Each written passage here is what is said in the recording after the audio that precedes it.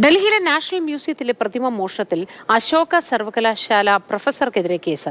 ലോഹത്തിൽ തീർത്ത മോഹൻജദാരോയിലെ നൃത്തം ചെയ്യുന്ന പെൺകുട്ടിയുടെ പകർപ്പാണ് മോഷണം പോയത്. CCTV പരിശോധനയിൽ പ്രതിമ എടുത്തത് പ്രൊഫസറാണെന്ന് കണ്ടെത്തി. ബി ബാലഗോപാൽ വിവരങ്ങളുമായി ചേരുന്നു. ബാലഗോപാൽ, നമുക്ക് ഈ മാർഗദർശിയായി നിൽക്കുന്നവരാണ് അധ്യാപകർ എന്ന് പറയുന്നത്. അതിനിടയ്ക്കാണ് ഇത്തരത്തിൽ അധ്യാപകന്റെ തന്നെ ഭാഗത്തു നിന്ന് ഇത്തരത്തിലൊരു നീക്കം ഉണ്ടായത്. വളരെ മോശമെന്നല്ലാതെ ഒന്നും പറയാനില്ല അല്ലേ? വിശദവിവരങ്ങൾ എന്താണ്? തീർച്ചയായും മോത്തി, വളരെ മോശകരമായ ഒരു സംഭവമാണ് നടന്നതെന്ന കാര്യത്തിൽ യാതൊരു സംശയവുമില്ല. കഴിഞ്ഞ ശനിയാഴ്ചയാണ് ഈ സംഭവം നടന്നത്. ഈ അശോക സർവകലാശാലയുടെ പ്രൊഫസറും അദ്ദേഹത്തിൻ്റെ വിദ്യാർത്ഥികളും ഈ നാഷണൽ മ്യൂസിയം സന്ദർശിക്കാൻ വന്ന സമയത്താണ് ഈ വിവാദം അല്ലെങ്കിൽ ഇതുമായി ബന്ധപ്പെട്ട മോഷണം ഉണ്ടായിരിക്കുന്നത്.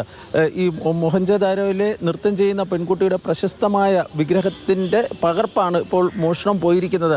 വെങ്കലത്തിൽ നിർമ്മിച്ചിരുന്ന ഈ പകർപ്പ് ഈ സംഘം, അതായത് ഈ അധ്യാപകരും വിദ്യാർത്ഥികളും ഉൾപ്പെടെയുള്ള സംഘം ഈ മ്യൂസിയം സന്ദർശിച്ച് പുറത്തു പോയതിനു ശേഷം പുറത്തു പോകുന്ന സമയത്ത് കാണാനില്ല എന്ന പരാതി ഉയരുകയായിരുന്നു. തുടർന്ന് ഈ CASF-നാണ് ഈ നാഷണൽ മ്യൂസിയത്തിൻ്റെ സുരക്ഷാ ചുമതല. അവർ ഈ വിശദമായ പരിശോധന നടത്തുകയും ഈ CCTV സ്കാൻ ചെയ്യുകയൊക്കെ ചെയ്തു. തുടർന്നാണ് ഈ സംഘം, അതായത് പ്രൊഫസറുടെ നേതൃത്വത്തിലുള്ള ഈ സംഘം ഈ വിഗ്രഹം എടുക്കുന്നത് കണ്ടത്. ഇവരുടെ ബാഗിൽ നിന്ന് ഈ വിഗ്രഹം കണ്ടെത്തുകയും ചെയ്തിട്ടുണ്ട്. ഏതായാലും നിലവിൽ ഇതുമായി ബന്ധപ്പെട്ട് വളരെ വിശദമായ ഒരു സമഗ്രമായ അന്വേഷണം നടത്തുന്നുണ്ട്. കാരണം ഈ സംഘം നേരത്തെയും ഈ നാഷണൽ മ്യൂസിയം സന്ദർശിച്ചിട്ടുണ്ട് എന്നാണ് ഇപ്പോൾ ഡൽഹി പോലീസ് വ്യക്തമാക്കുകയും ചെയ്യുന്നത്.